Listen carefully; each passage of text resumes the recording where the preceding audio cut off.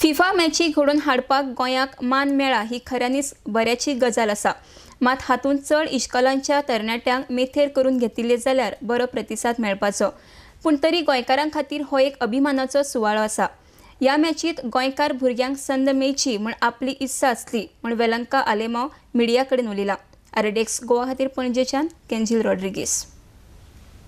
I think this is making history for Indian football because the very fact that we are the hosts, we got a chance to participate in the Under-17 World Cup. But nonetheless, it was my dream to see a Goan footballer being part of it. But due to various reasons and conflicts, I think the scouting did happen, but history can't be written again. So as a Goan, my sentiments, I was looking for a Goan player to be a part of it, but let's see. But I think it's a good initiative, and in the future, because now everybody talks about football, all the youngsters, smaller kids, so there are all like junior Neymars and all of them who come all over the world. It's a good opportunity to see them, to play with them. India has played with them and they played pretty well. It's not about winning and losing, but being a part of it is itself very motivating.